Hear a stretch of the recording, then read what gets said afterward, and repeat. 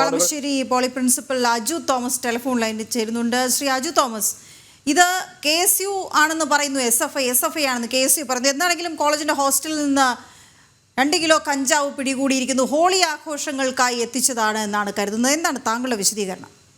അങ്ങനെ തന്നെയാണെന്നാണ് ഞങ്ങൾക്ക് മനസ്സിലാക്കിയത്. ഇന്നലെ ഏതാണ്ട് 9 മണിയോടുകൂടി റെയ്ഡ് നടത്തിയതാണ്. അപ്പൊ ഇന്നിപ്പോ ആഘോഷം നടക്കുന്നതുമായിട്ട് ബന്ധപ്പെട്ട് ഇത് സംഭരിച്ചിട്ടുണ്ടാകും എന്നുള്ള ഒരു ഇൻഫർമേഷൻ കിട്ടിയിട്ട് തന്നെ ആയിരിക്കാം റെയ്ഡ് നടത്തിയിരിക്കുന്നത്. അങ്ങനെ 2 കിലോ പിടിച്ചെടുത്തിരിക്കുന്നത്.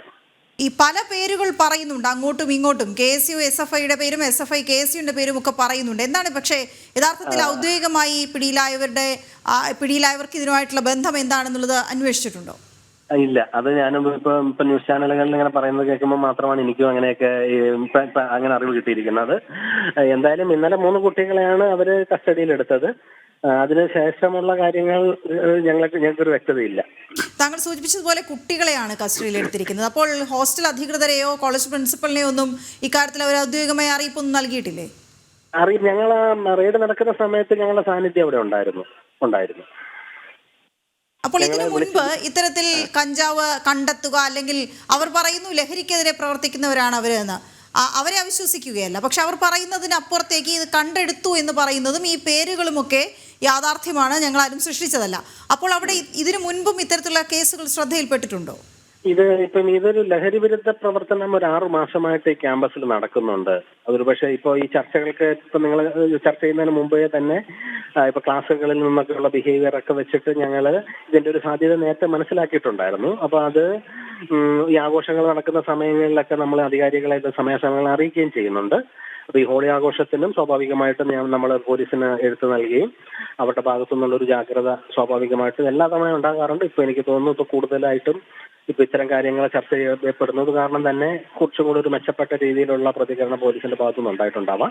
എന്തായാലും അവര് സമയോചിതമായി ഇടപെട്ടു. കാരണം ഇന്നിപ്പോ ഉപയോഗിക്കേണ്ടിയിരുന്ന അതായിരിക്കാം ഇന്നലെ പിടിക്കപ്പെട്ടത്. അപ്പോൾ അത് വളരെ റിലയബിൾ ആയിട്ടുള്ള ഇൻഫർമേഷൻ പ്രകാരം തന്നെ അവരത് ഉചിത സമയത്ത് നടപടിയെടുത്തു. മറ്റൊരു പ്രധാനപ്പെട്ട കാര്യം, ആ കുട്ടികൾ പറയുന്നത് ഇവിടെ മതിലുമൊക്കെ പലയിടങ്ങളിലും പൊളിഞ്ഞു കിടക്കുകയാണ്. പുറത്തു നിന്നുള്ള ആർക്ക് വേണമെങ്കിലും എപ്പോൾ വേണമെങ്കിലും ഹോസ്റ്റലിലേക്ക് കയറി വരാവുന്ന രീതി ഉണ്ട്, അങ്ങനെ വരാറുണ്ട്. മറ്റുള്ള ഹോസ്റ്റലിലെ അന്തേവാസികളല്ലാത്തവരെ അവിടെ പലപ്പോഴും കണ്ടിട്ടുണ്ട് തുടങ്ങിയ കാര്യങ്ങളാണ് അവർ പറയുന്നത്.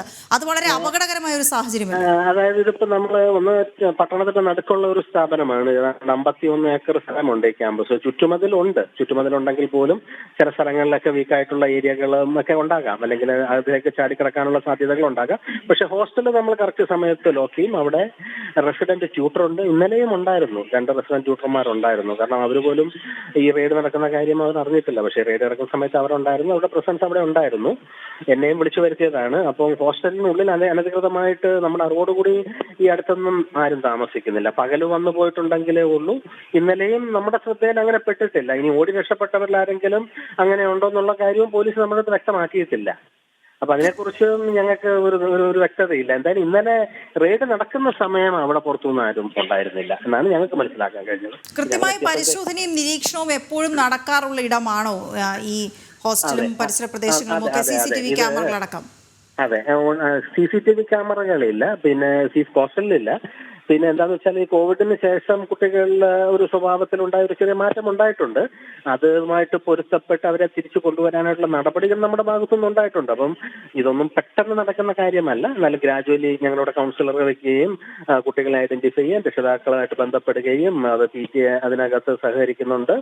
ഇത് ഓൾ ഓഫ് എ സഡൻ നിർത്താവുന്ന ഒരു പ്രശ്നമല്ലെങ്കിലും ഈ നടപടികളെല്ലാം ഒരു പക്ഷേ ഈ ഒരു ഡ്രൈവിന്റെ ഭാഗം തന്നെയാണ്. നമ്മൾ സമയാസമയങ്ങളിൽ പോലീസ് ഉദ്യോഗസ്ഥരെ അറിയിക്കുന്നുണ്ട്. അവരുടെ ഭാഗത്തു നിന്ന് വളരെ കാര്യക്ഷമമായുള്ള ഒരു പ്രവർത്തനം എന്ന് തന്നെ വേണം ഇതിനെ കാണാൻ. കാരണം ഇന്നിപ്പം ഇത് പിടിച്ചില്ലായിരുന്നുണ്ടെങ്കിൽ ഇതിനകത്ത് വരുന്ന ഭവിഷ്യത്തുകളുടെ മുമ്പിൽ നമുക്ക് ആൻസർ ചെയ്യാൻ പറ്റില്ല. അപ്പോൾ സർക്കാരിന്റെ ഭാഗത്തു നിന്നും പോലീസ് ഉദ്യോഗസ്ഥരുടെ ഭാഗത്തു നിന്നും നമ്മുടെ ഡിപ്പാർട്ട്മെന്റിന്റെ ഭാഗത്തു നിന്നും സമയോചിതമായ ഒരു ഇടപെടൽ അങ്ങനെ തന്നെയാണ് ഞങ്ങൾ ഇതിനെ വിലയിരുത്തുന്നത്.